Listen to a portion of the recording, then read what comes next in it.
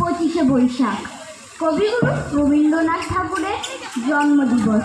তাই উপলক্ষে আমি একটি কবিতা বলবো। কবিতার নাম নৌকা যাত্রা। মধুমাঝি ওই যে নৌকাখানা বাঁধা আছে রাজগঞ্জের ঘাটে, কারো কোনো কাজে লাগে না তো, বোঝাই করা আছে কেবল পাটে। আমায় যদি দেয় তারা নৌকাটি, আমি তবে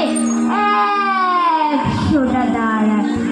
পালতু দেখি 4টে, 5টা, 6টা, মিথ্যে করে বেড়াই না কোহাটে। আমি কেবল যাব একটিবার 7 সমুদ্র 13 নদীর পার। তখন তুমি কেঁদো না মা যেন বসে বসে একলা ঘরের কোণে। আমি তোমার যাচ্ছি নেবো তুলে রামের মতো 14 বছর বলে।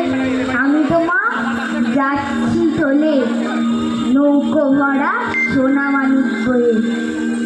আশুকে আর শ্যামকে নেবো সাথে, আমরা শুধু যাবো মা 3 জনে।